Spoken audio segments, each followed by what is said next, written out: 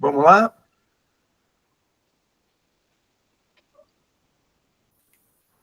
Acho que é bacana ficar todo mundo junto aqui, né?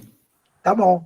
Mas então, mas sobre as perguntas, não precisa ser nessa ordem. Vocês podem começar conversando, né? Não precisa se preocupar com a questão da resposta, mas é que eu não queria ficar dando minhas respostas. Eu gostaria que vocês discutissem, que vocês se colocassem a partir da leitura que fizeram de como vocês têm entendido isso.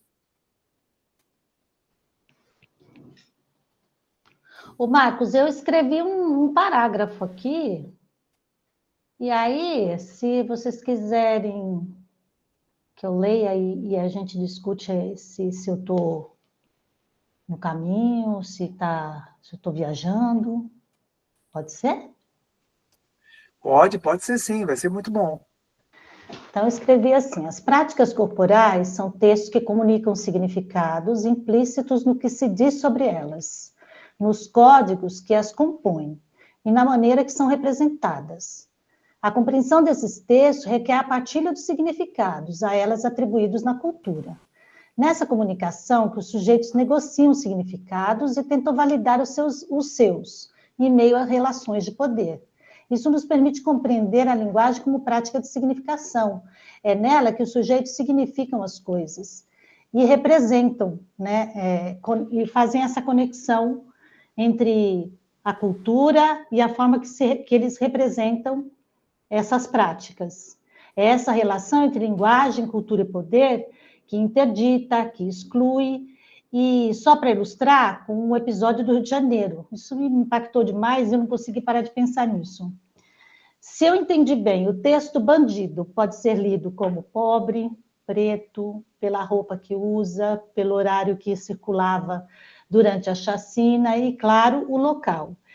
Eu coloquei isso aqui porque isso foi a definição de bandido de um certo político lá do Rio de Janeiro, que falou que a explicação dele para ser que todo mundo que morreu ali era bandido era porque eles circulavam naquele horário, pela roupa que eles usavam e, claro, pelo lugar. Então, aí eu acho que esses códigos, ao serem lidos, a representação de bandido que as pessoas têm, em razão da repetição desses discursos, eu acho que isso acaba ficando mais forte, né? Ganha mais força. É isso, só para a gente começar. Nina, agradeço, né, você ter disparado. Eu percebi que no seu parágrafo você tentou trabalhar com as três perguntas, né? Isso, Mas sem respostas, mas isso. comentando. Vamos lá. Fiquem à vontade para comentar o que a Nina disse, para responder as perguntas, para se colocar ou para comentar o exemplo também.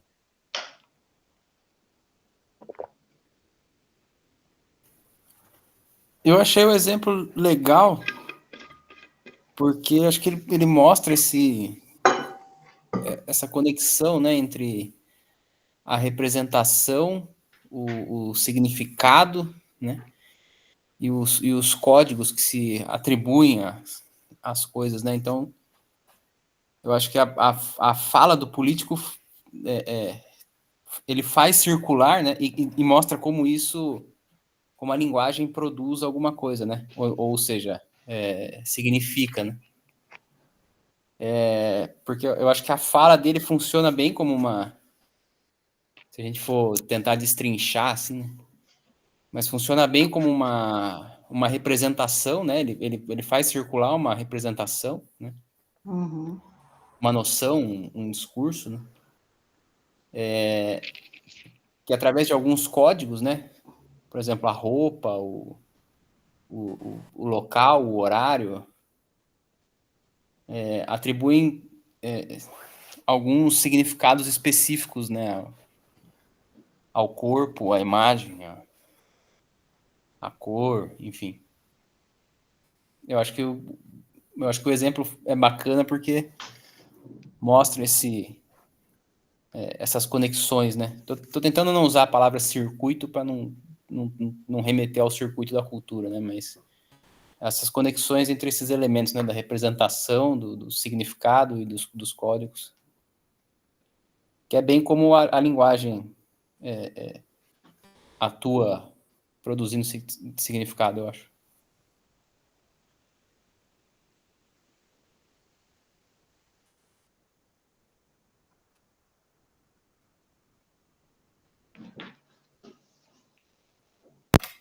Então, acho que, continuando então nesse exemplo, né, pela força que esse político teve de dizer isso, né, em rede de televisão, ele faz circular, né, esse sentido que ele dá para o pobre, esse sentido que ele deu para a situação, e aí vai validando, porque também, se a gente acompanhou os comentários todos que teve hoje, tem pessoas que também acreditam nisso, que lá só tinha pobre, bandido, porque está na rua, porque não tem quem cuida. Então, ele tem esse regime de verdade, né, que vai fazendo circular e se estabelecendo como um sentido, como uma representação. Acho que é isso.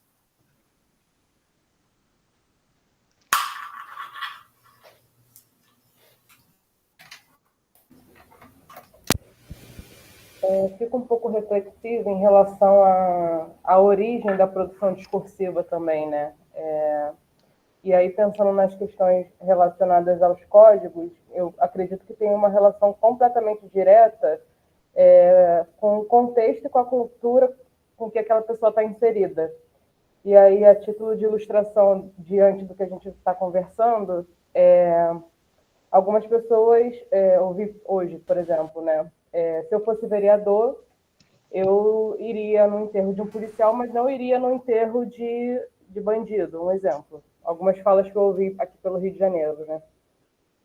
E isso porque alguns vereadores de esquerda frequentaram o enterro das pessoas que foram aí assassinadas na chacina, né? Então, assim, o quanto que o código também está relacionado e diretamente ligado à origem da onde ele é produzido, né? Então, pensando a educação física inserida no âmbito das linguagens, fico pensando que também, diante dessa ideia de relações de poder, o quanto que a produção discursiva está ligada também à cultura. E aí eu acho que o texto vem trazendo bastante citações do Stuart Hall para entender justamente essa transição, né? Da educação física, pensada no âmbito da linguagem, como antes era, e essa contraposição de como ela era antes centrada no aluno, enfim, com outro objeto de centralidade. E aí, quando vem essa virada, né, que a gente pensa currículo cultural, centrado na ideia de cultura, eu consigo fazer uma relação pensando que são forças, né, que está muito mais ligada às relações de poder, que foi o que a Nina falou, né? Que exclui, muitas das vezes, que prioriza. Então, a própria construção histórica do descobrimento ou invasão do Brasil, ela vem muito da origem, do ponto de partida de quem está contando, um político que tem uma certa visibilidade na mídia, então a voz dele vai ser muito mais difundida, isso interfere com que a produção discursiva seja mais difundida ou não, né? É mais difícil que uma pessoa que vive em uma comunidade ela seja escutada. Então, eu acho que essas representações, esses códigos, né, eles circulam também ligados à cultura.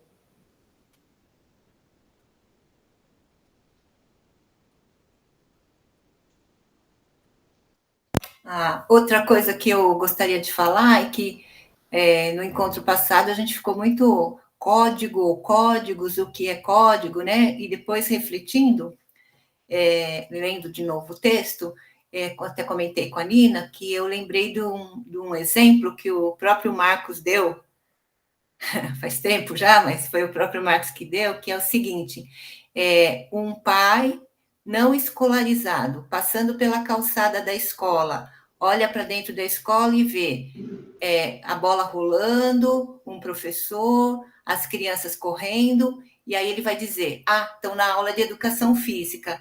Então, o código educação física tem esse conjunto, né, de elementos que vai trazer essa representação para esse pai de que é uma aula de educação física.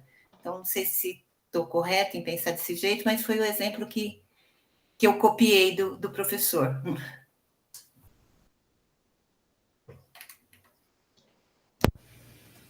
Eu, particularmente, adorei esse exemplo. Nunca vi um exemplo tão legal como esse. É verdade. Não, porque eu acho que é exatamente isso.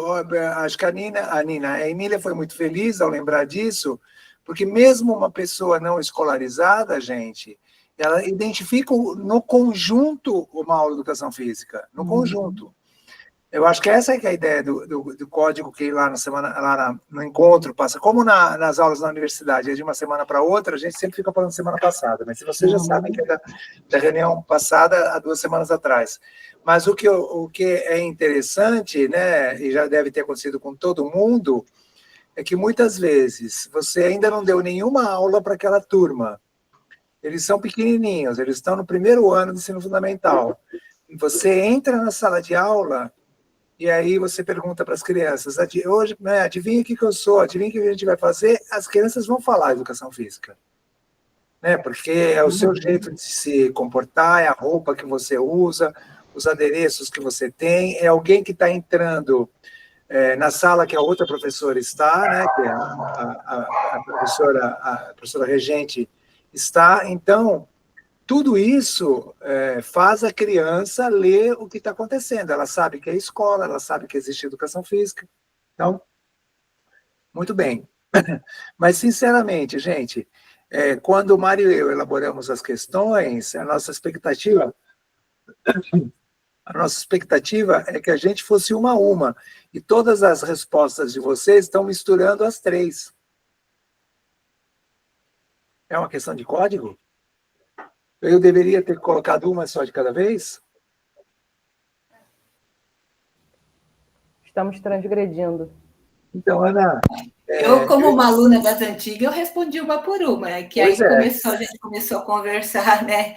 Conversar e misturar, e eu misturei também, mas eu comecei aqui, linguagem, como prática de significação, implica em produção e negociação de sentido. Isso que, para mim, vai definir o que é linguagem a partir do texto, né? Essa produção e negociação de sentidos. Ana, obrigado, Emília. Na hora que você abriu a câmera, eu me dei conta que você estava na sala, né, que eu não tinha percebido, e aí eu queria dizer, viu, Ana, que eu acho que a Nina expressou muito bem o nosso sentimento com relação à população carioca e o que vocês estão passando. Né, para nós também foi assim, acho que para todas as pessoas, né, para todos os cidadãos e cidadãs, é um tremendo choque, e olhar e ver, né, e tomar conhecimento do comportamento das autoridades é, assim, absolutamente vergonhoso, né? Eles podem... Muito triste, muito pesado, e um silêncio que a gente ouviu no dia seguinte, no dia também, acho que indescritível, assim. Muito triste mesmo, tudo isso para a humanidade, né? Não só para o Rio de Janeiro. Exato. Todos perdemos. Não, mas você vê, se foi planejado para acontecer exatamente isso, né? Ou seja, essa organização, esse sucesso que ele está mencionando, né, o governador, etc., gente, isso é uma catástrofe absoluta, é a falta absoluta de controle, de comando, de tudo, né? Desorganização total. É isso que dá, né? É importante frisar que não estou me sentindo mais segura. Exato, não é isso que vai trazer segurança, né? Não mudou nada, né? Não mudou nada, né? Ou seja, conseguiram ainda ser mais cruéis e mais covardes, né, do que foram no Carandiru, né? Sim. Bom, colegas, vamos tentar seguir aí o que a Nina, desculpa, o que a Maria Emília, que a Nina está com o vídeo aberto, o que a Maria Emília já fez, de bater uma por uma. Então, o que o texto diz sobre linguagem como prática de significação? A Emília já fez uma colocação. Alguém quer trazer complementação?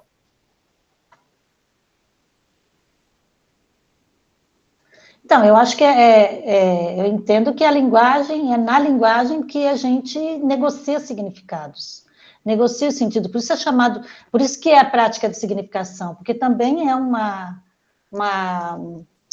artefato da cultura, um artefato que a cultura usa para negociar, né, os significados, os sentidos. Eu acho Mas, que é Nina, isso.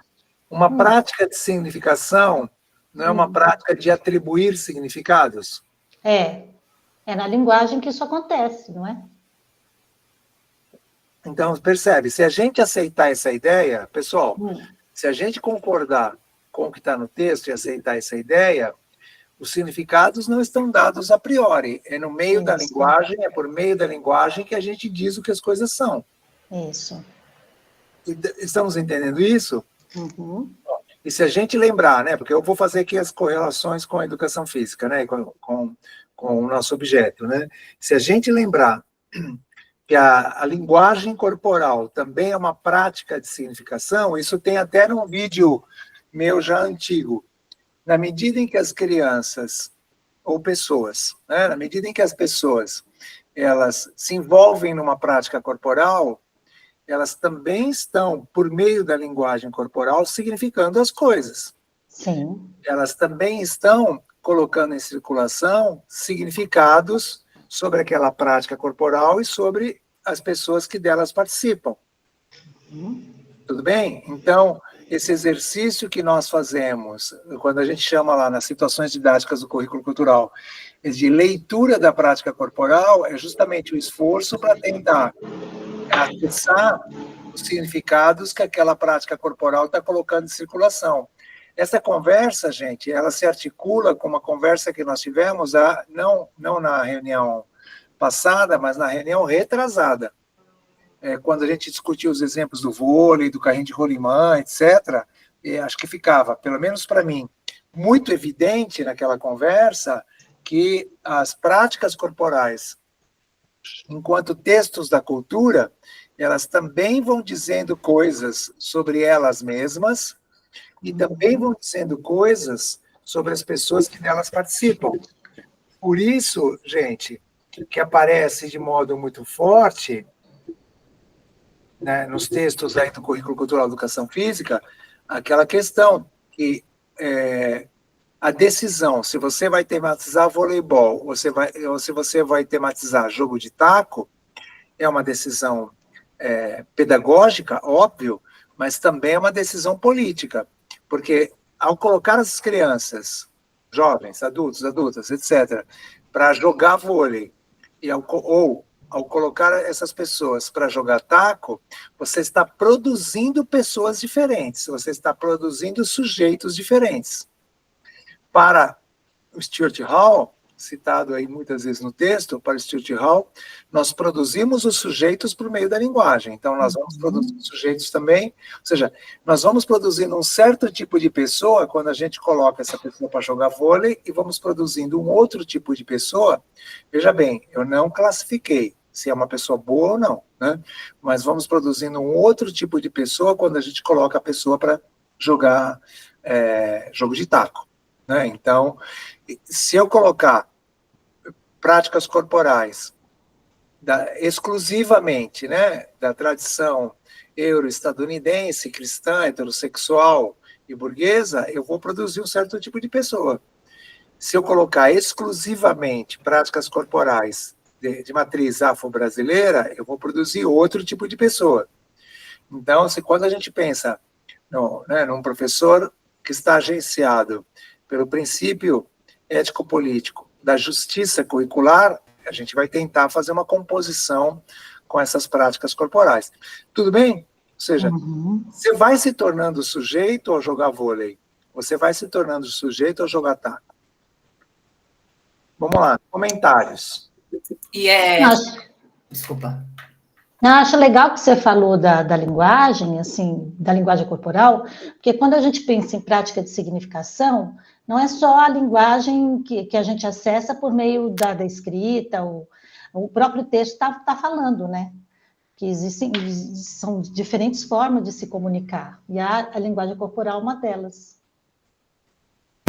Eu só ia completar também que, a partir do que o Marcos fala, é por isso que no texto está lá que a linguagem implica em um processo fundamentalmente cultural, político e social, né?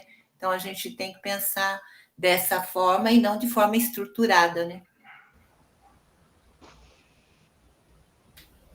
Eu acho que um exemplo clássico que ilustra isso que está sendo discutido é aquele relato de experiência que fala do homem do saco, né? A pessoa em situação de rua, e que os alunos vão desconstruindo isso à medida que eles vão tendo acesso à pessoa em situação de rua, e que ele, né? Então, o quanto que a linguagem circulante sobre a pessoa em situação de rua, de que é uma pessoa ruim, de que é uma pessoa que captura crianças, esse discurso circulante faz com que as pessoas tenham medo, e como que isso acontece diante da tematização do professor sobre esse tema, ele conseguiu desconstruir esse discurso, né? Então, como que a linguagem produz e o quanto que ela também desconstrói, né?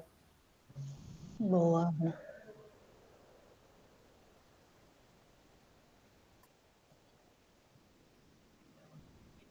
O Jim quer falar. Então, Marcos, só para acrescentar, só para contribuir um pouco com a discussão, é que você sabe, né? Não sei se os colegas também, eu estou trabalhando lutas lá na escola, e aí, nas discussões teóricas, no primeiro ano B, um aluno perguntando lá, aí, né, fazendo aquelas perguntas para tentar aprofundar um pouco mais o tema, um aluno, a gente falando lá, alguns alunos citando, né, que para lutar teria que saber posicionar o corpo, teria que saber dar golpes, etc, etc, etc. Um aluno levantou a mão do primeiro ano e ele fez uma colocação muito interessante. Ele falou assim, ó, para além disso, precisa ter ética também para lutar. E aí todo mundo ficou surpreso, inclusive eu, né? E eu perguntei, mas ética em que sentido? Ele, professor, precisa primeiro ter respeito pelo oponente, precisa... Enfim, ele deu uma aula de ética. E aí citou, inclusive, a ética mais voltada para a filosofia e outra mais voltada para a sociologia, né? Então, esse discurso, ele parou a aula, ele mudou todo o sentido, né? E aí pedi para ele dar alguns exemplos, ele deu vários exemplos lá, né? E deu exemplo, por ele assistir também algumas lutas, o pai dele também luta, né? Acho que foi passado, o pai dele também falou para ele, né? Essas questões, a importância de ter ética, principalmente na luta, ao lutar e tal. Já outros alunos falaram que isso daí está em falta ultimamente, porque quando eles têm assistido muitas lutas, os oponentes têm desrespeitado muito o outro, né? Assim, em termos de ter dignidade ali, o colega está no chão, o adversário está no chão, o adversário continua chutando, não respeita na hora da encarada, enfim. Foi interessante essa colocação desse aluno, porque e eu achei até fundamental, achei tão importante, e eu tive que, aí sim, induzir os outros primeiros anos a pensar nisso, a pensar nessa situação. Coisa que, quando eu trabalhei lá atrás, lutas, eu não achei, eu nem passava pela minha cabeça, entendeu? Eles só falavam com relação a respeito e tal, para não ter algum tipo de acidente e não prejudicar o trabalho ali, mas falar sobre a ética também, o aluno foi muito interessante essa situação. Gil, eu achei muito boa essa discussão, né? O aluno levantar esse aspecto. Também achei muito legal que outro aluno, ou a mesma pessoa, mencionou que hoje essa questão está desvalorizada, né? Está menos presente. Porque a gente tem que lembrar, né, Dinho? Eu acho que essa discussão é uma boa discussão, a gente tem que lembrar que o contexto das lutas também se transformou, né? Porque a gente tinha um contexto que, digamos assim, tem até um texto do Walter Bracht que não fala o que eu vou falar, mas ele usa um conceito que eu acho muito importante, que ele chama de professores tradicionais, no sentido de professores da tradição. Então, quem era o professor de judô de 50 anos atrás? Era alguém que sabia judô e transmitia o conhecimento do judô. É isso que o autor chama de o professor da tradição, né? E eu acho que porque tudo bem, ou seja, aí o aluno entrava lá naquela academia, aprendia uma série de valores, etc., respeitar o outro, né? O caminho suave, né? Tudo aquilo que significava o judô, ou seja, toda aquela filosofia. A partir do momento que inventa uma coisa chamada MMA, que tudo é ganhar dinheiro, que tudo é não sei o que tudo não sei o que lá, você percebe, o que muda é o código. A gestualidade, digamos, a técnica corporal, os golpes podem até permanecer, mas muda o código, porque afinal de contas os caras estão lá para ficar fazendo ostentação, para poder ganhar dinheiro, para poder ganhar fama, que é um contexto diferente das lutas do passado. Né? E mesmo nas lutas, né, onde se pagava, né, onde se ganhava dinheiro, no boxe, etc., isso também vai se transformando, né? Uma vez que o boxe começa, tanto é que o boxe é chamado de a nobre arte, né? O boxe começa a rivalizar com outras lutas, e aí, claro, né, outros códigos, aí vem o jiu-jitsu brasileiro, com tudo aquilo que ele carregou também, por aí vai. Bom, Renan levantou a mão verde. E aí, boa noite, Marcos, boa noite para todos. Marcos, falando um pouco dessa questão da linguagem como prática de significação e a educação física, o que me pega é se cabe. Aí, vou falar desse jeito porque, assim, o texto ele traz o exemplo da leitura que se faz da educação física. Só que, nesse momento, eu estou num contexto onde eu faço uma leitura onde os estudantes que estão comigo esse ano passaram por vivências do esporte coletivo, principalmente vôlei, basquete, handebol. E quando eu trago prática diferente, então estou trazendo práticas circenses, a significação desse contexto foi muito complexa no sentido de estou falando de circo, mas não estou falando circo de lona, né? Foi uma parte do estudo que a gente fez. Porém, parecia que a gente não tinha significação para o que não estava no circo de lona. Então, nas práticas, os estudantes, na hora que eles fazem algumas coisas, eles vão dando outras significações. Isso eu aprendi na ginástica. Isso eu, por exemplo, quando falei de acrobacias, falei de cambalhota, eles cambalhota, uns batiam a mão, fazendo a leitura do judô, ou de jiu-jitsu, mas a significação passa por cambalhota. Eu aprendi assim com outra pessoa, então é assim que eu tenho que fazer. Passa também pelo eu ser um professor legal, que deixa eles fazerem de acordo com o que eles querem. Mas a significação, minha questão, que me indaga assim, de ter dúvida, é se há necessidade de eu significar e posicionar isso, pois nesse contexto está acontecendo muitas linguagens, e essas linguagens não estou conseguindo representar ou trazer uma ancoragem social. E, entretanto, na questão da linguagem, a percepção de que eles estão compreendendo, mas não estão, não sei se significando é a melhor palavra. Até tentei procurar no texto algo que eu conseguisse demandar, mas assim, na linguagem corporal é possível perceber, mas quando eles tentam representar isso, trazem outras significações, mas que não coadunam assim entre elas. Não sei, minha dúvida é essa, se eu conseguir me fazer entender. O Renan, eu não entendi, não sei se os colegas entenderam.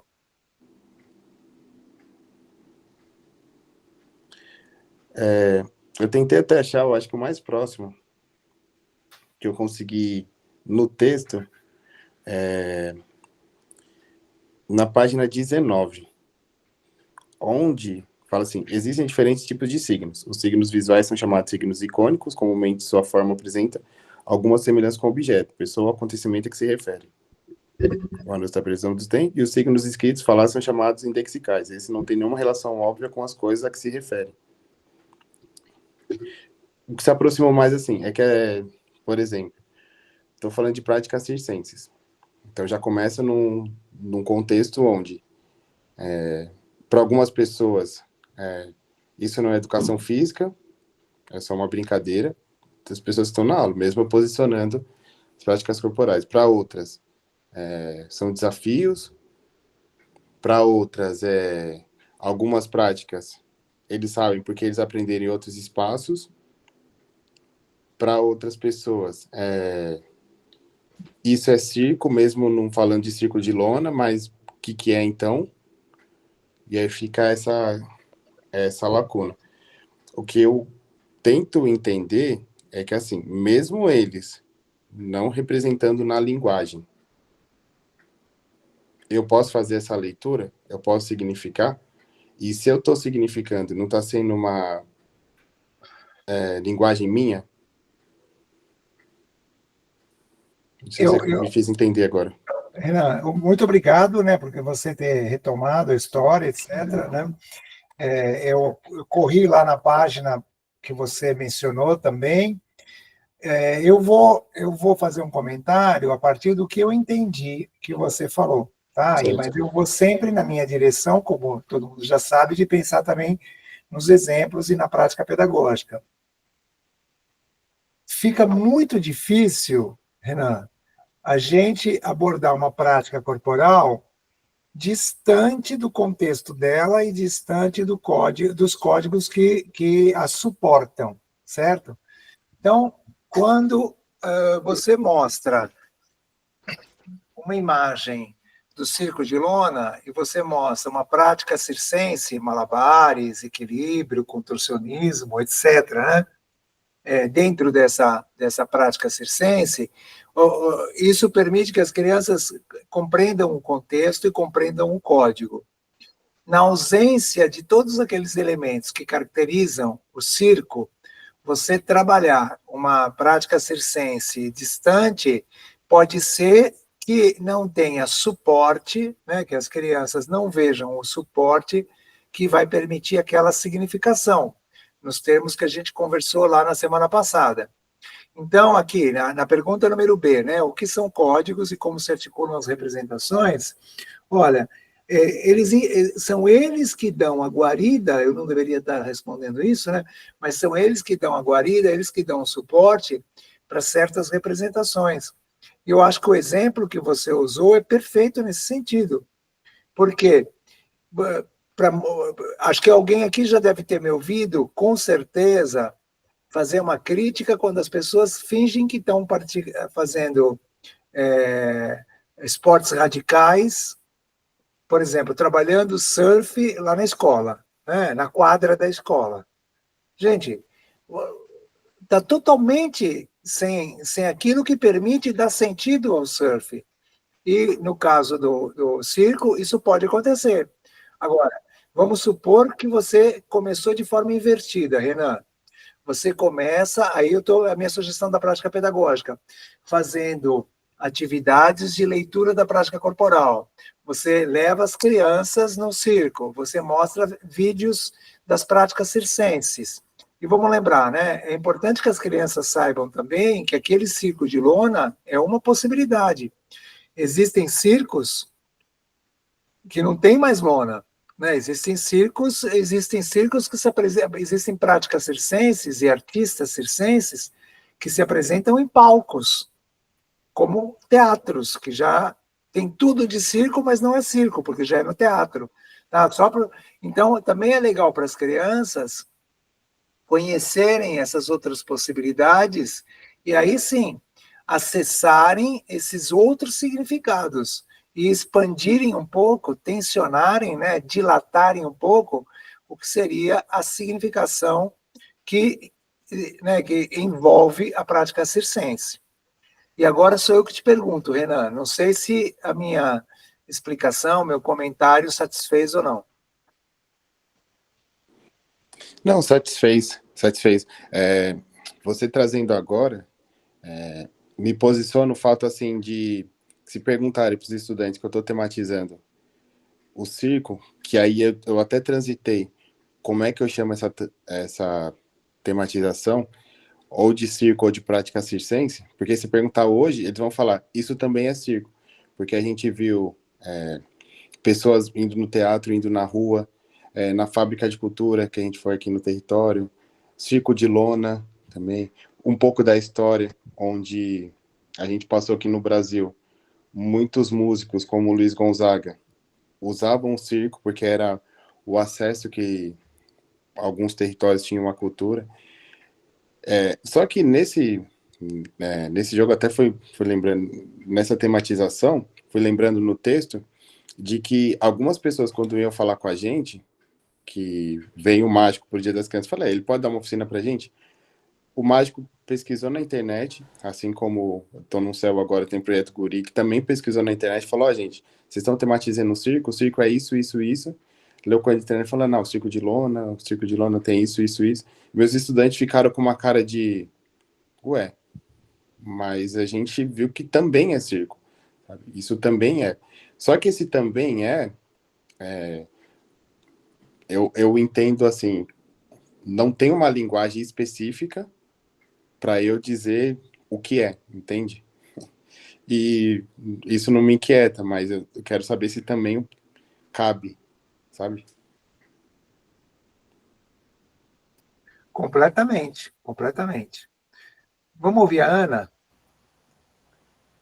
Eu ia justamente nessa direção do que o Marcos falou, que na página 21 traz essa ideia de que a nomenclatura, né, prática de aventura, como se alguém de fora adjetivasse aquela prática como sendo prática de aventura, quando, na verdade, quando ele fez uma investigação, uma etnografia, ele percebeu que os skatistas davam outras atribuições para essa prática que não eram a de aventura.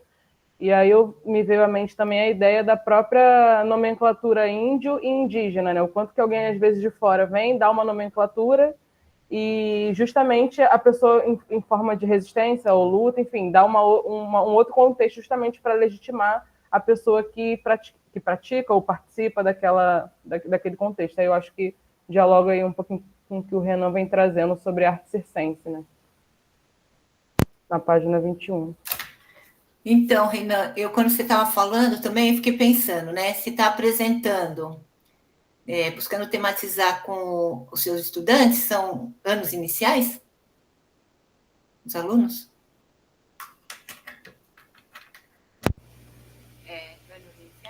São estudantes de sexto ano. Sexto ano.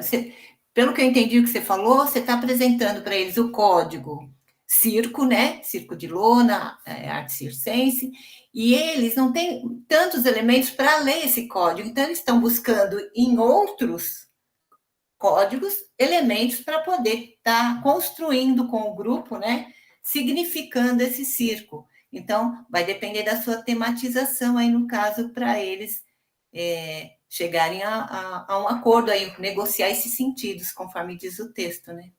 Então, foi dessa forma que eu entendi o seu trabalho. Ah, perfeito. Acho que é isso nesse caminho também. Mas, pelo jeito, o Renan já apresentou vários tipos, várias formas de pensar o circo. Né, Renan?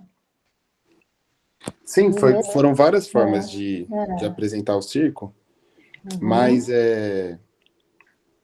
está sendo um desafio, porque uma coisa é alguns códigos que já são posicionados, por exemplo, quando se eu chegasse na escola e visse várias pessoas com camiseta de times de futebol, no intervalo ou qualquer coisa redonda, eles ficarem chutando, etc., ele já traz alguns códigos intrínsecos. O circo, no território que eu tô,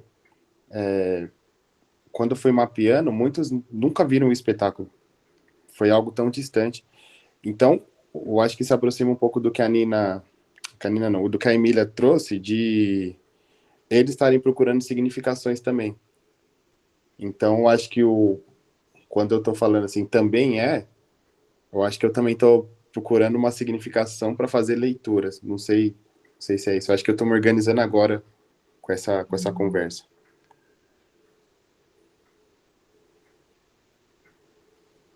Mas, sim, a gente passou por vários locais, várias situações, vários espaços, várias artistas circenses, porque entre as coisas, assim, para exemplificar, quando eu falo assim, o malabarismo tá no circo, para alguns artistas é específico, para algum período do circo ele é específico, entra uma pessoa, faz malabarismo e sai. Para outros, a gente vê artistas que eles fazem várias coisas. Ele tá fazendo palhaçaria, ao mesmo tempo tá fazendo malabarismo e troca de cena, sem sair do palco, ou se é uma pessoa de rua, precisa fazer algo rápido, como artista de rua. Então, a gente transitou por isso. Então, a gente chegou no momento onde a gente tá falando de artistas e das habilidades que ele possui para determinados fins. O Renan, deixa eu falar uma coisinha rapidinho aqui, Claro. você me fez lembrar, eu estava atuando como coordenadora pedagógica e estava acompanhando o trabalho de uma professora com a criança de primeiro aninho, e ela disse assim para o menino, ela queria que o menino desenhasse um circo, e ela disse assim para ele, você já foi num circo?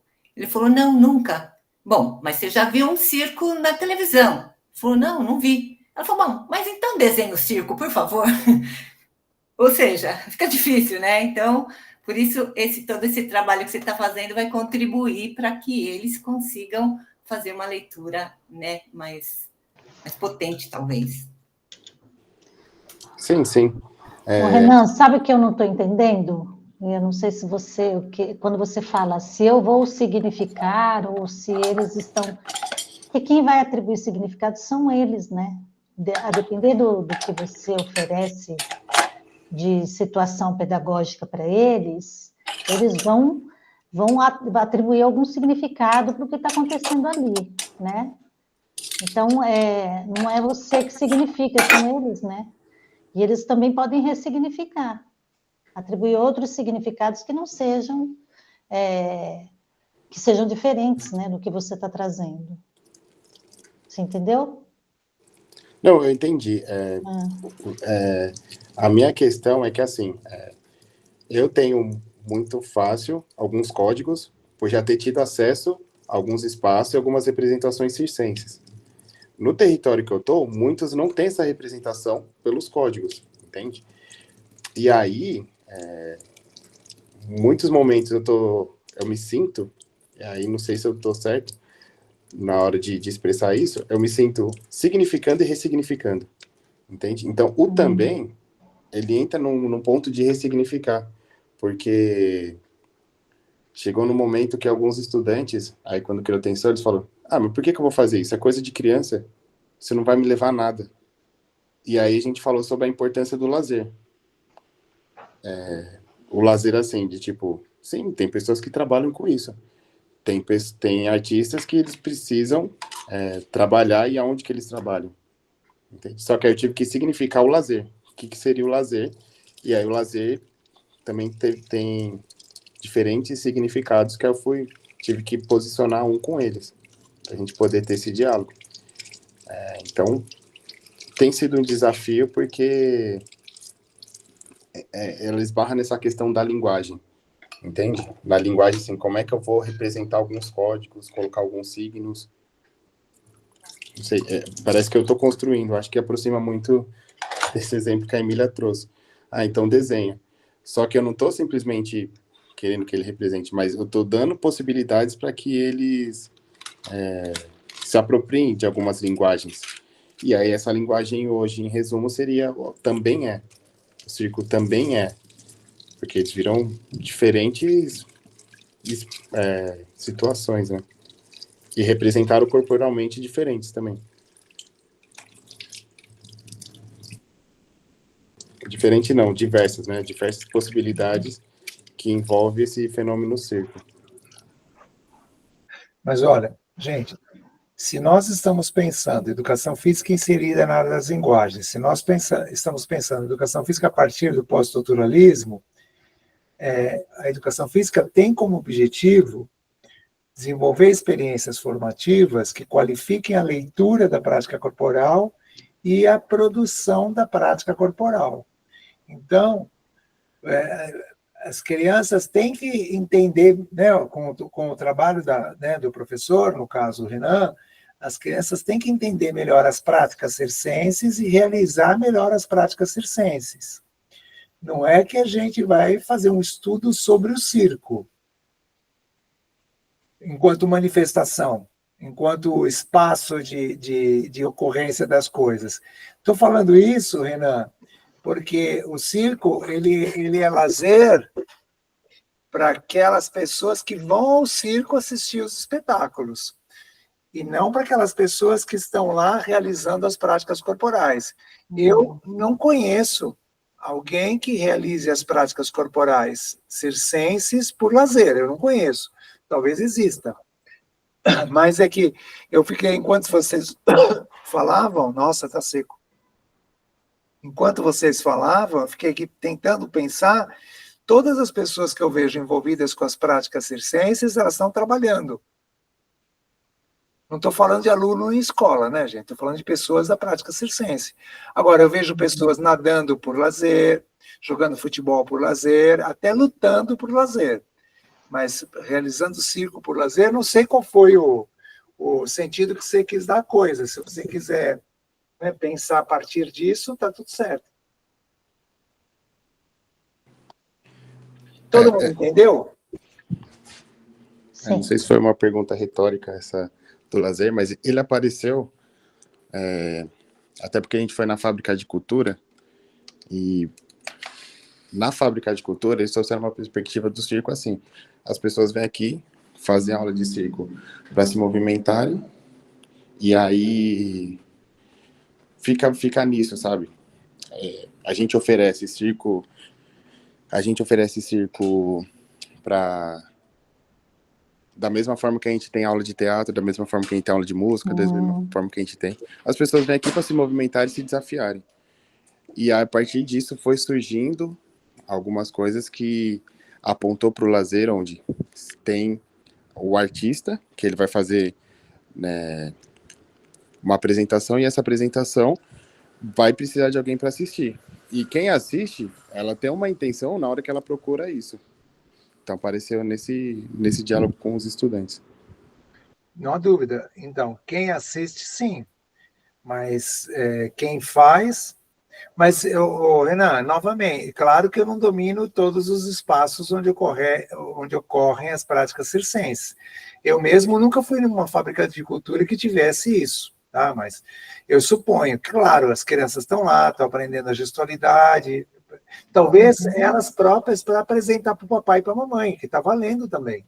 Ou seja, o circo, assim como a dança tem uma dimensão cênica, o circo também tem uma dimensão cênica, a ginástica também tem uma dimensão cênica. Então, a ginástica, existem ginásticas de apresentação, a ginástica artística é uma ginástica de apresentação. O circo, para alguns historiadores, o circo vem da ginástica, né?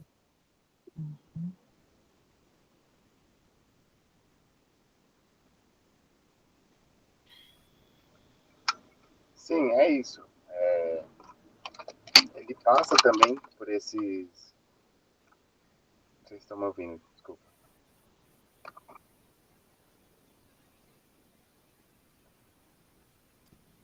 Vamos lá, gente. E qual é a relação entre linguagem, cultura e poder?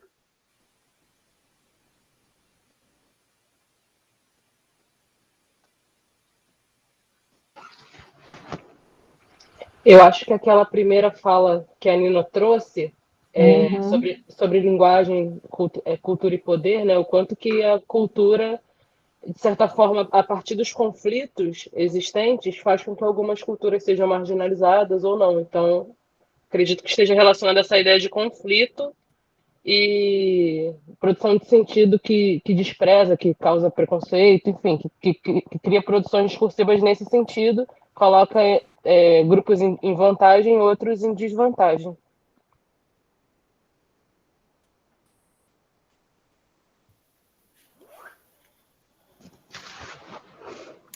Eu vejo um pouco como anterior a isso, a própria conexão desses conceitos, né? Porque a cultura, né, se a gente for pensar com o Hall, né, é justamente, né, essa arena onde os significados disputam espaço, né, de efetuação, né? E esses significados disputam espaço de efetuação justamente pela noção da linguagem enquanto uma prática de significação, né? Então, a cultura é um espaço de disputa onde a linguagem tenta produzir o sentido das coisas, né? Tenta produzir o significado das coisas. Eu acho que a própria atribuição do significado já é a constituição de uma relação de poder, né? Já é uma constituição de como a gente vê, como a gente olha, de uma subjetividade, né? Enfim, de uma ação de uma ação da prática de significação sobre as nossas possíveis ações próximas, né? Então, eu acho que essa é uma conexão, que não necessariamente isso é bom ou ruim, né? Não é uma questão de bom ou ruim, mas eu acho que a própria noção de linguagem como prática de significação já é a constituição de uma relação de poder. Eu acho que eu vou mais ou menos como João Pedro. Eu coloquei assim: pensar em linguagem, cultura e poder é pensar em uma interconexão inseparável na produção de significado. Visto que a linguagem não é neutra, a cultura exerce sua força e o poder vai se manifestar através da busca por definição do sentido.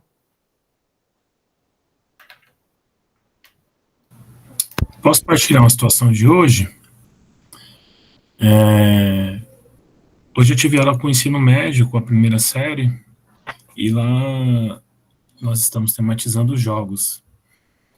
E hoje eu tinha preparado a aula, né, para falar sobre a relação entre jogos e apostas, e a turma acabou me surpreendendo com o assunto que está hoje muito em evidência, né, que foi conversado aqui, que é o caso do Rio de Janeiro. Aí uma estudante me perguntou o que eu achava, né? Aí eu me posicionei e ela rebateu, trouxe argumentos ali, né? Algo muito ligado ao que circulou a partir das autoridades que tentam legitimar a atrocidade de alguma forma, né? E aí rolou um grande debate, né? E aí, no meio disso tudo, o pessoal fica me cobrando para ir para a quadra. Então, veja, né? Esse código da educação física, como que ele se articula com uma certa representação. Educação física, que é esse espaço que não tem discussão e tal. E depois de tudo que a gente tinha conversado, ela fala assim, nossa, conversar nesse assunto logo na educação física, né?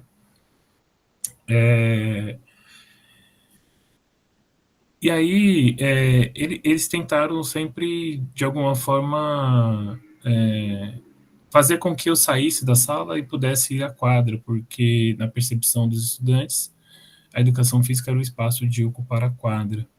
E eu tenho tratado dos jogos muito nesses espaços do pátio e da sala de aula. Então, desculpa estar voltando na B, e aí depois eu falo da questão C, né?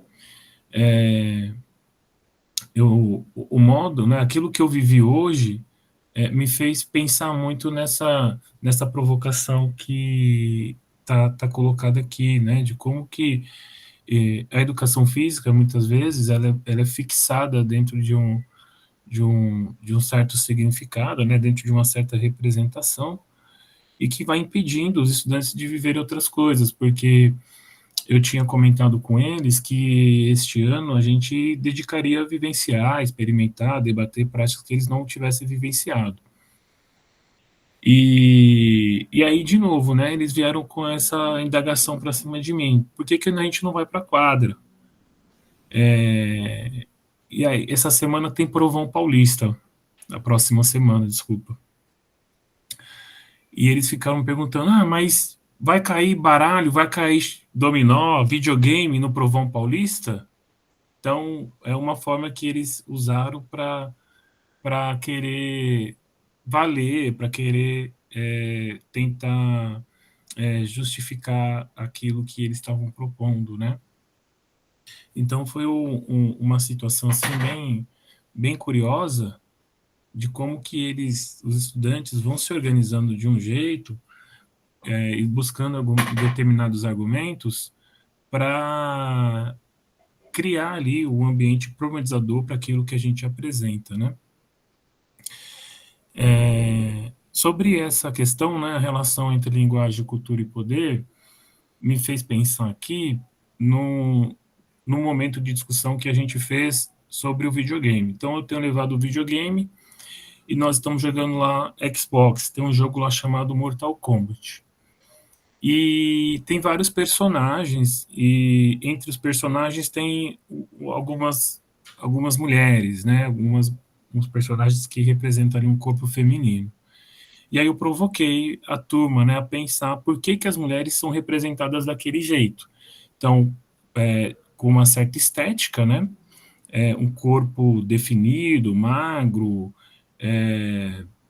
com roupas curtas, é um corpo que tem ali uma certa força, uma certa estatura, enfim. Então, uma das estudantes falou assim, é um corpo que está muito sexualizado. E aí eu fui perguntando, né, por que esse corpo ele se apresenta sexualizado? E aí eles foram identificando, né, como que esses jogos, eles são para atender o público masculino. Então, veja,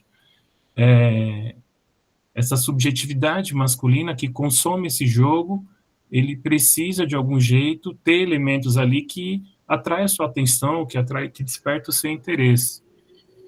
E isso me fez perguntar para as meninas, né, quem ali tinha videogame. Pouquíssimas falaram que tem ou já teve, né, e muitas, quando falaram as que falaram que tem ou que teve, remeteram ao pai. Falaram, meu pai que tem e eu jogava. E todos os meninos da turma falaram que tem. Videogame já tiveram. Então, isso me fez pensar, né, como que a cultura, de uma certa forma, vai definindo quem está autorizado a jogar videogame, né, porque muitos relataram que a família é o lugar onde se ocorre esse estímulo, essa experiência, esse encontro, essas vivências com o videogame, e que algumas pessoas são ali que têm a oportunidade para jogar, enquanto outras não. Então, essa questão C me fez pensar nessa discussão do videogame que eu tive lá com esses estudantes do ensino médio hoje, né? Então, foi um debate, assim, bem interessante, né?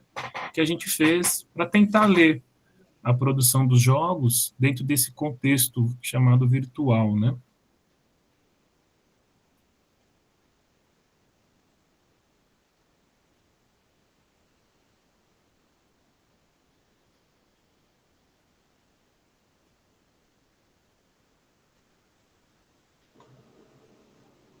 Interessante, né, Flávio? Como que a leitura dos jogos, das imagens, das figuras, né, vão mostrando quem é que pode jogar aquilo, quem é que está autorizado a jogar, né?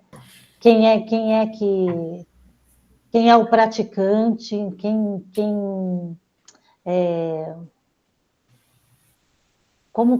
como que você vai subjetivando, né?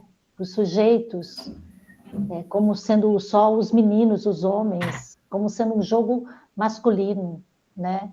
E tirando, e separando, tirando, excluindo as mulheres disso, além de subjetivá-las de uma forma que atraia, né, esse público para o jogo. Interessante. Sim. E aí eu tenho feito um movimento para fazer com que elas também joguem, né? Para que elas vivenciem, para que elas experimentem, porque muitas das vezes os meninos se organizam de uma tal forma que vai jogando só quem entende aquele código. Uhum. Que quem nunca teve a oportunidade de jogar fica só assistindo, busca fazer leituras ali, mas não experimenta, né? Não vivencia diretamente. E aí é curioso como algumas falas aparecem, dizendo, tipo, os meninos, eles expressam, assim, de forma até espontânea, tipo, né? As meninas só prestam para lavar louça, elas não sabem jogar, eu que sou bom. E aí é onde que eu acabo insistindo ainda mais para as meninas jogarem, né? Junto com eles, sem eles, enfim. Peço para que eles também possam explicar os botões, ali os personagens, os nomes, enfim. Então, está sendo, assim, um trabalho bem interessante nesse sentido, né?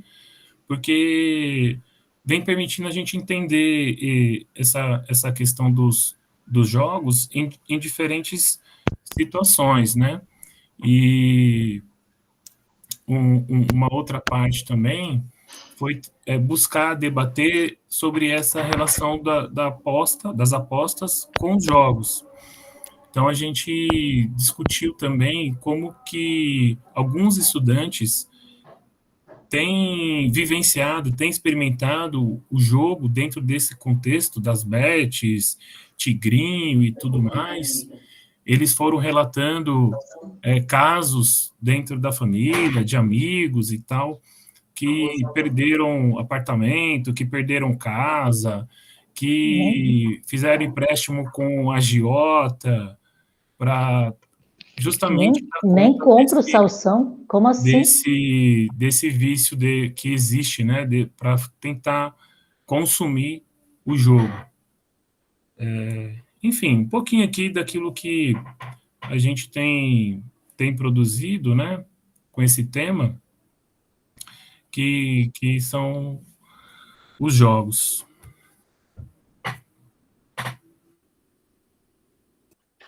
Ô, Flávio, o seu comentário anterior, né, a situação anterior que você relatou com relação ao videogame, me fez ter vontade de fazer um comentário. E o que você acabou de mencionar reforçou ainda mais o comentário que eu vou fazer. Eu quero lembrar que eu estou comentando em cima da provocação da relação entre linguagem, cultura e poder. Tudo bem? Tudo bem? Que foi o que te levou a fazer esse comentário. Eu separei aqui, gente. Claro, como eu conheço bem o site, sei onde estão as coisas, fica bem fácil para mim ir lá e buscar o texto que interessa, tá? Só que agora eu subi o texto errado. Espera aí.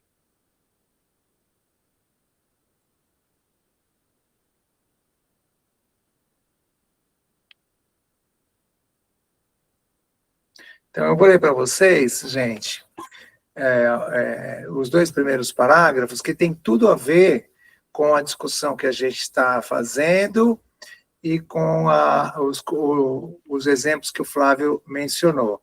Então, é esse texto aqui, tudo bem, gente? Se você não leu, eu recomendo que você leia. Eu tenho trabalhado com esse texto nas turmas de graduação e tem dado umas discussões bem interessantes que depois eu falo para vocês. Então, olha, devagar, tá? Os ataques consecutivos que universidades, centros de pesquisa e instituições educacionais têm recebido nos últimos anos levaram as comunidades científica e docente e uma parcela considerável da sociedade mais ampla a se unirem para defender a ciência e a educação.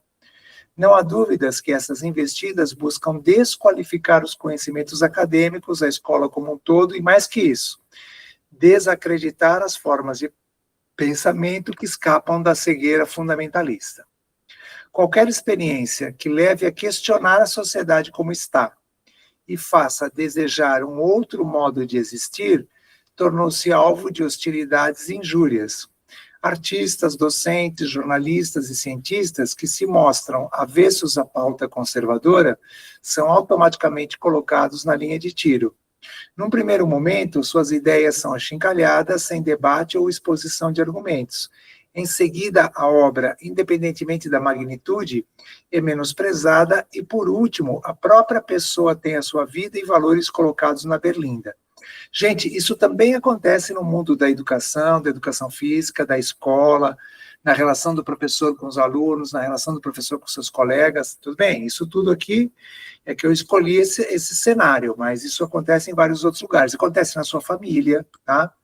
Bom, agora o segundo parágrafo, que é o que eu vejo relação com o que o Flávio estava dizendo. Nenhuma dessas ações pode ser confundida com atitude crítica, muito menos com liberdade de expressão, como desejam alguns. Então, é um erro, gente, a gente pensar que meter o pau nas coisas é atitude crítica. Isso não é atitude crítica. Ah, fulano é muito crítico. Meter o pau nas coisas não é atitude crítica. Tudo bem? Sequer se aproximam disso. Com base no pensamento Foucaultiano, a atitude crítica é um procedimento que objetiva distinguir e, em consequência, indagar os modos de pensamento tomados como verdades que fundamentam as práticas e comportamentos cotidianos. Com efeito, trata-se de pôr em questão a relação dos sujeitos com a verdade, problematizando como esta foi instituída e que racionalidades a sustentam. Assim sendo, a crítica consiste em desentocar o pensamento e ensaiar a mudança, mostrar que as coisas não são tão evidentes quanto se crê, fazer de forma que isso que se aceita como vigente em si não o seja mais em si. Fazer a crítica é tornar difíceis os gestos fáceis demais. Né? Então, essa, como vocês percebem, é uma citação literal de um trabalho do Michel Foucault. Bom, muito bem, gente. Dito isto, eu vou mudar o texto aqui, vou mudar o arquivo. Então, aquela visão, olha lá, gente, relação entre linguagem, cultura e poder, aquela visão expressada pelas alunas do Flávio, ou pelos outros alunos que vão questionar, né, a aula de uma determinada maneira, ou uma representação de aula de uma determinada maneira, eu acho que elas são representações passíveis de problematização, ou seja, passíveis de serem submetidas à crítica. E, nesse sentido, a atitude crítica é, para além de desestabilizar aquilo como verdade, fazer as pessoas entenderem por que será que elas pensam que isso é a verdade, ou seja, quais foram os regimes que deram condição para estabelecer uma certa representação de educação física ou uma certa representação de videogame, ou de pessoas que participam, que podem, que devem, que são afim, que gostam de jogar videogame. Então, se a gente pensar, né, gente, que a cultura é a prática de significação, que a linguagem, ela promove essa significação, o que nos leva a pensar que o videogame pertence a um determinado grupo, uma determinada parcela da sociedade, né? E não a outro grupo, não a outra parcela da sociedade, é a cultura onde nós estamos, porque, afinal de contas, é a cultura que é o suporte para essa linguagem que faz circular determinadas significações. Então, eu acho que não foi isso que o Flávio fez, acho que o Flávio caminhou na direção adequada, né? longe de dizer, você está pensando errado, que bobagem, está louca, imagina, falar uma coisa dessa, é ajudar os alunos a entenderem por que pensam dessa maneira. Agora, gente, a melhor maneira de fazer os alunos entenderem várias concepções de educação física é fazê-los conhecer várias concepções de educação física, ou pelo menos outra concepção de educação física. A melhor maneira, talvez, de fazer as meninas entenderem que o videogame também pode ser para a mulher, também é da mulher, também é uma prática que as mulheres apreciam, é que elas possam conhecer pessoas, né, mulheres, evidentemente, que gostam, que apreciam, que jogam videogame profissionalmente, que jogam videogame por lazer, que compraram videogame, que falam de videogame, especialistas em videogame. Então, eu tenho visto, para vocês verem, né, como eu sou fiel na minha prática ao que eu estou defendendo aqui, eu tenho visto com muito bons olhos um grande número de mulheres comentaristas de futebol, e elas participam de vários programas, e elas são geniais, e elas falam coisas bem legais, etc. Ou seja, não estou fazendo nenhum tipo de comparação, estou falando, nossa, eu presto atenção nos comentários das mulheres e acho bons comentários, ou seja, as mulheres são boas comentaristas de futebol, e há mulheres que são boas árbitras de futebol, e há mulheres que são boas técnicas de futebol. Agora, se a gente só ficar falando para os alunos, sem mostrar isso, gente, fica muito difícil, né? Então, eu trabalho bastante com essa ideia que a melhor forma de problematizar uma representação é conseguir fazer com que os estudantes tenham acesso a outras representações. Porque aí, gente, eles vão colocar em xeque esse regime de verdade que estabelece uma representação só como a legítima. Não estou falando que é fácil, mas estou falando que é nossa obrigação, né?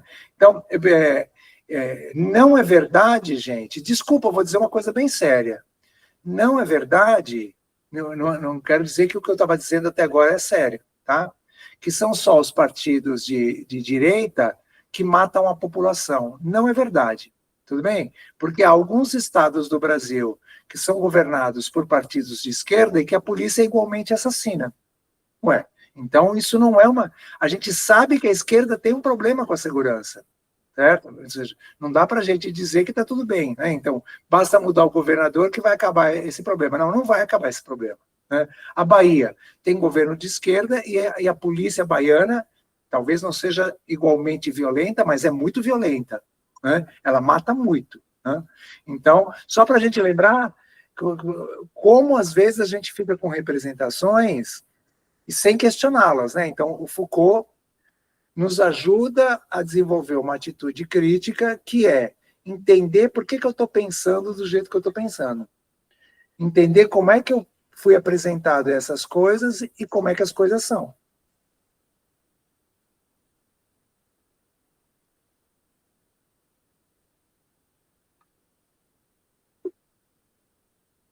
Mariana? Eu queria dar uma ideia, uma fala só, que eu venho desse lado onde eu faço muito parte da cultura de games, animes, eu vejo muito essa cultura, eu estou muito inserida nessa cultura, e o que eu posso falar é que, mesmo que devagar, vem mudando muito, infelizmente, esse lado. Eu vejo muito mais mulheres que jogam videogames, que estão dentro dessa área. Eu vou em evento de cosplay, tem cada vez mais mulheres, eu tenho muitas amigas, e por mais que tenha muitos problemas ainda e muitas questões que precisam ser relatadas, mas, tipo assim, realmente tá mudando muito esse lado, assim, então tá sendo muito legal de ver a mudança. Mas isso também faz com que as mulheres tenham que se esforçar muito mais, porque mesmo dentro da comunidade onde as mulheres estão cada vez se inserindo mais, a gente ainda precisa provar que a gente merece estar lá. Porque, principalmente dentro de comunidades de anime, de jogos, se a gente fala que a gente gosta de alguma coisa, imediatamente vai vir algum homem perguntando coisas extremamente específicas, perguntando se a gente realmente conhece aquilo, ou se a gente está falando aquilo só porque é moda ou qualquer coisa do tipo. Então a gente acaba muitas vezes tendo que se esforçar mais e esperamos que logo não precise mais tanto. Mas é muito legal ver que tá acontecendo uma mudança muito grande. É tipo perguntar pra mulher se ela sabe o que é impedimento, né? A mulher que assiste futebol. Para desqualificá-la, né? Ô Mariana, essa fala do Marcos e a sua agora me fez agora tomar aqui a liberdade para abrir o convite para você, de repente, né, ir lá na escola, fazer essa conversa com os estudantes sobre a sua experiência, sobre como você enxerga esse mundo aí dos gamers. Deixa o convite aí, se você puder e tiver interesse em contribuir, será uma honra. Eu só não aceito o convite, assim, porque eu não sou tão inserida ainda dentro da comunidade dos videogames. Eu sou um pouco mais dos animes, mas eu conheço muitas pessoas que são dos videogames e que conhecem muito disso, e se quiser eu posso até passar os contatos. Tem bastante gente até da faculdade que tá um pouco mais focada no esporte, né? Que joga profissionalmente, tem interesse em, enfim, conhecer mais, estudar mais sobre o assunto, então talvez seja interessante. Eu vou achar quem eu sei que domina bastante e eu passo para o seu contato. Perfeito. Combinado, então.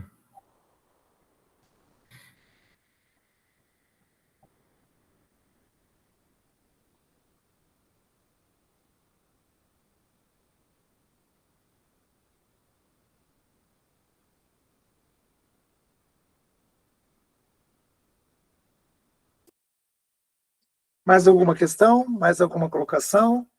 Aquelas pessoas que não se manifestaram, tipo o JP?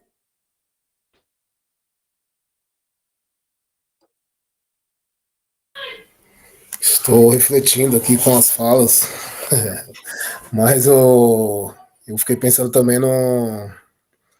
Comecei a tematização do Kings League, que é o futebol, né? Futset. Porém, tem algumas mudanças e tal. E muitas meninas, ao verem que é futebol, já, né, já olham com desprezo e tal, e já não querem estar inseridas nessa tematização, nessa prática.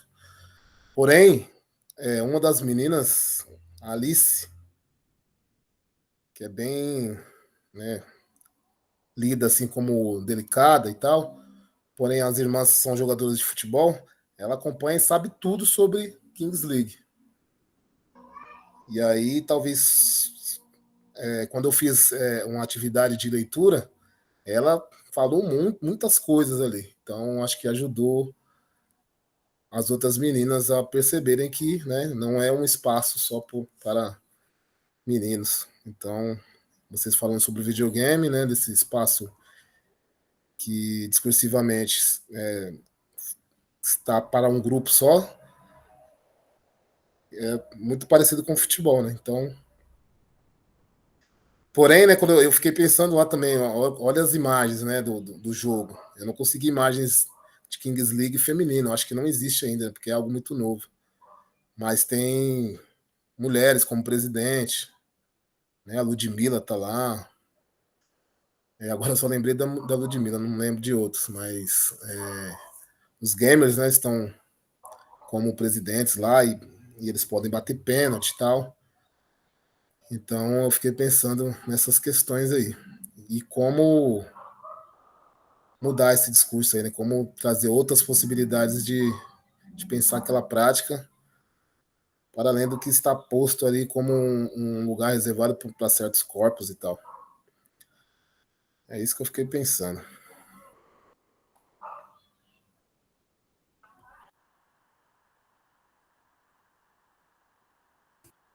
Muito bem. O JP e colegas, eu não quero ser fatalista, né? Não quero dizer assim, as coisas são assim, né? As coisas se tornaram assim. É nossa função ajudar as pessoas a verem que as coisas podem ser diferentes e é nossa função ajudar as pessoas a entenderem como as coisas se tornaram assim. Então, novamente, né, uma boa experiência, uma atividade pedagógica, uma boa experiência formativa, é ajudar as pessoas a entenderem, ou verem, ou constatarem que em outros grupos, em outras épocas, em outros momentos, as coisas não foram desse jeito, Elas simplesmente se tornaram... Gente, é uma surpresa gigante para a maioria das pessoas quando a gente se depara com algo que para nós está tão naturalizado, mas em outro lugar é de outro jeito. Eu vivo isso quase todos os dias, porque eu tenho trabalhado com todas as unidades, todos os cursos de graduação, e eu vejo que cada uma faz determinadas coisas de uma determinada maneira. Então, se você passa a sua vida inteira dentro de uma certa instituição, por exemplo, a Faculdade de Educação, você vai achar que todo mundo pensa como a faculdade faz, ou que todo mundo faz como ela faz. Mas quando você vê como outras pessoas fazem e como outras pessoas pensam, você se dá conta, né, que esse modo, o modo de fazer algo ou o modo de pensar algo é uma construção daquela cultura institucional. Ela não é universal, nem é a única cultura. Tudo bem? Certo? Acho que tá bom. Ô Flávio, você não vai fazer o convite para as pessoas irem lá no sábado, considerando que temos algumas pessoas aqui da rede municipal? Eu não já fiz? Você já fez? Você já fez pudinho? Não, pudim eu não fiz, não. Então, Nem com o JP. ó, JP, Dinho, Leandro. O Leandro tá envolvidaço, pô. Renan, você trabalha na rede municipal, Renan? Trabalho sim. Sábado eu tô lá no seu Então, canal, né? gente, Aí, ó. O que vai acontecer? Eu não estou sabendo. Pô, você não está sabendo, Nina? Eu não estou sabendo. Eu tava sabendo por outros meios, porque eu vou apresentar. Tá vendo? O Flávio não convidou ninguém, não. O Flávio, vou te falar, hein, Flávio? Em vez de você divulgar para os colegas, pô. Pô, divulguei. Desculpa, Nina, me perdoe. SME está promovendo um curso, né, chamado Compartilhando Saberes 2, Educação Física. É uma espécie de seminário, né, mas só que tem o nome de curso, porque por conta de algumas questões que envolvem aí a burocracia de SME. Mas, enfim, é uma atividade que a gente está propondo para reunir professores da rede a partilharem suas práticas pedagógicas, e essa atividade vai acontecer neste sábado, na unidade do Céu Carrão. E eu disparei o convite aí para os colegas de GPF, que eu sei que estão na rede. Mandei para o Dinho, mandei para o JP, o Leandro vai. É uma atividade que a gente está propondo porque foi feito algo muito parecido no ano de 2019 e foi muito bem avaliado. Os professores fizeram vários comunicados ressaltando o quão positivo foi aquele encontro. E aí, no ano passado, eu propus ao pessoal lá de SME, que acolheu a ideia e organizou esse encontro. E agora, no ano de 2025, a gente conseguiu também uma nova edição. E vai acontecer agora, dia 1º. O Marcos foi convidado para fazer uma fala, justamente sobre esse assunto, que está compondo a agenda do GPF, um assunto que ele gosta pouco de falar, educação física na área das linguagens. E aí depois a gente vai ter um momento de partilha de práticas pedagógicas. Bom, na verdade não é essa a ordem, né? Hã? Na verdade não é essa a ordem. Não, é essa ordem, porque junto com você, nós colocamos o Marquinhos, por conta da afinidade que o Marquinhos tem contigo, e também pelo vínculo não só pessoal, mas teórico, né? Mas Flávio, eu pensava que o Marquinhos ia, pelo que você me falou, o Marquinhos ia apresentar primeiro, né? Sim, ele vai apresentar primeiro e depois você fala. Aí depois vai ter um outro momento em que os professores que estão, que se colocaram dispostos a partilhar a prática e vão relatar. Que horas que vai ser? Começa às 8 horas e vai até às 13. Qual? Céu Legal. Carrão. Vizinha do Céu Carrão. Pertinho, então. Dá um pulo lá, Tá. Marinêira. Nina, linha vermelha aí, ó. Rapidinho chega lá. Não, eu vou a pé. Ah, perfeito aí, pertinho. Marcos. É pertinho. Ô, Dinho, você vai, Dinho. 8 horas, meu, não consigo. É só. Não consigo. Se fosse um jogo, Muito menos, aí piorou. ô, Marcos, você não conseguiu convencer esse homem? Nossa, mas, ô, Dinho, pô, Não, cara, mas eu não vou justamente porque, cara, gente, você sabe onde eu moro, meu? Não dá, eu não tenho condições. ó, ô, Dinho, eu marquei com o Marquinhos às 7h30 lá nas catracas da Estação República do metrô. Se você quiser vir, pode aparecer lá. Tá.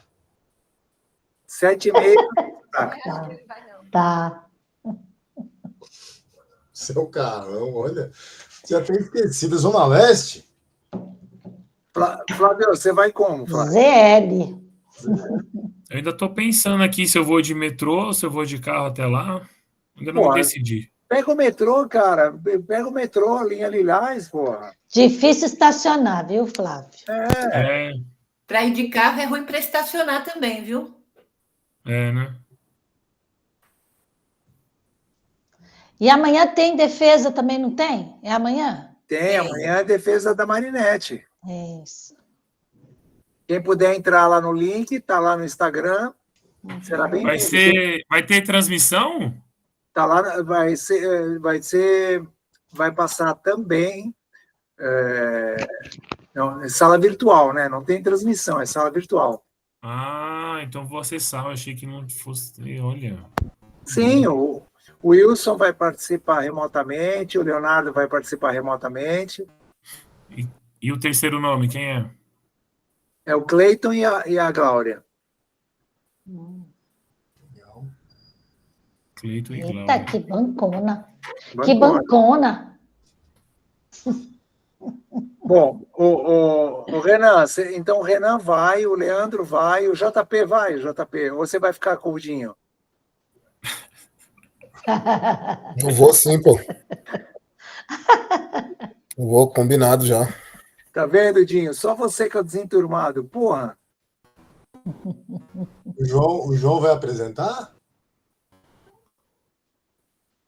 Só apoio. Porra.